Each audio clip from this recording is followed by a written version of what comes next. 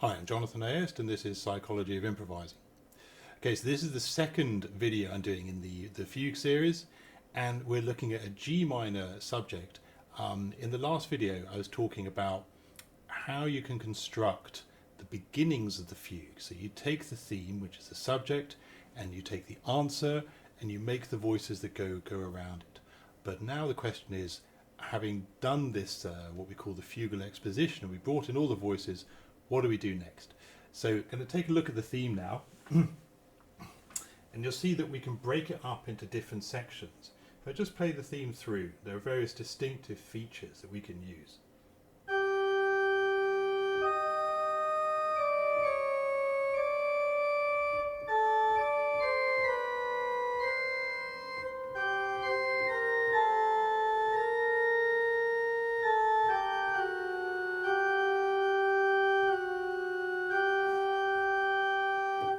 Good, so the first feature, of course, is the opening interval. And of course, we can use that. What we're talking about is making passage work, linking passages of good material that we use between entrances of the subject. So, if we, for example, we take this opening interval, we can make transpositions going up. This is perfectly possible.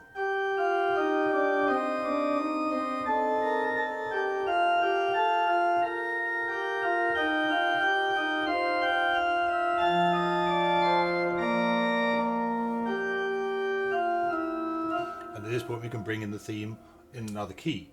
That's great. In this case, there's always a danger, of course, that every time I make this very distinctive rising sixth, people think I'm bringing in the theme. I'm not. I'm making just a linking passage. So actually, for the middle part of the fugue, where I'm kind of developing the material, I would take one of the middle sections, which is this this motif here, which he keeps repeating.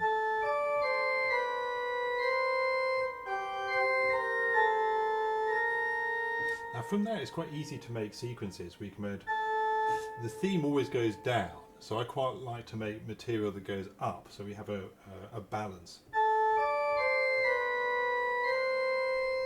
Although it's always easier to make material that goes down. For example, I'll show it. Like the theme.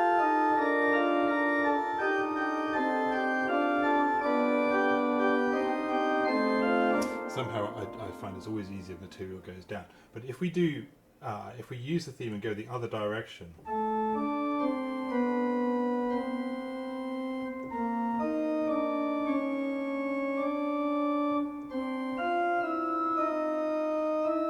it's a very chromatic passage work that goes up.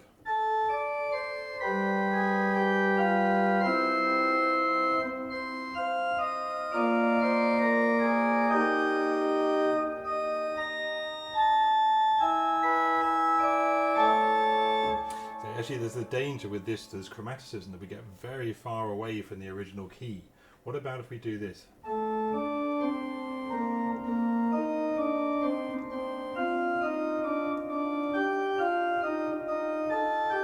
Then I'm just using one mode, one scale, but I use the same motive. So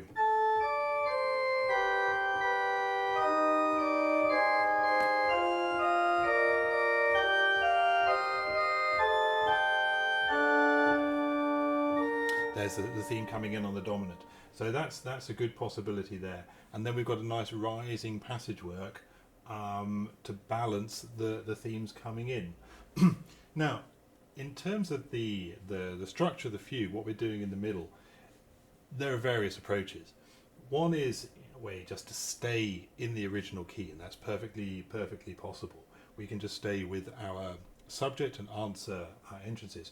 In a way like the early fugues, the early fugue composers did. Buxtehude, for example, rarely goes out of the tonic dominant entrances in his quick fugue sections. You have a fugue section within 4 or 5 sections of a piece, and in that we have preludes and short fugal sections. In a more structured, longer fugue, it's quite nice to bring in the fugue subject in a different different key. Very often I would head for the relative major, so I would just go up a third.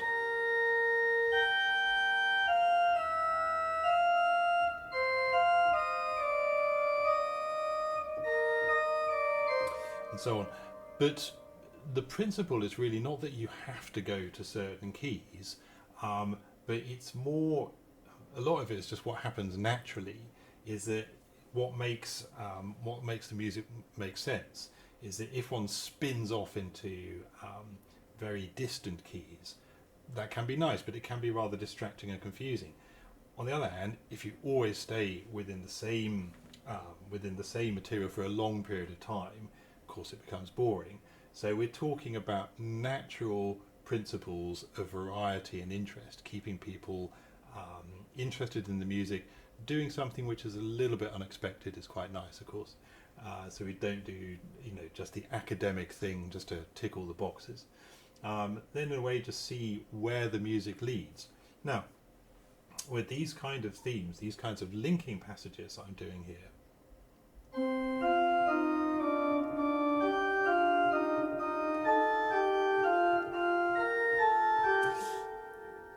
we start to hear that there's obviously the possibility of modulation, is that I can be passing through various keys. Here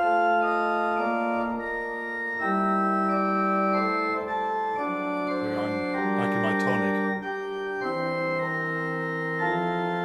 But here I'm heading more towards a relative major.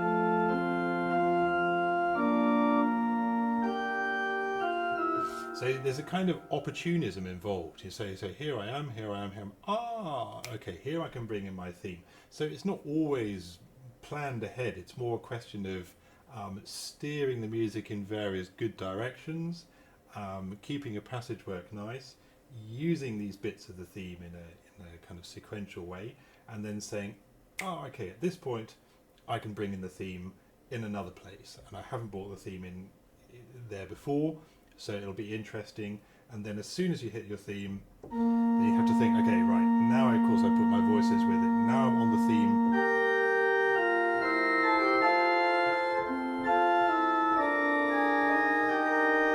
And of course, when you do bring in the theme, it doesn't have to be the whole theme again. We know how the theme is now, we've heard it a lot of times.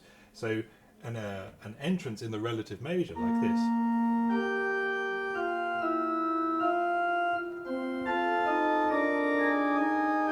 can suddenly break up the theme.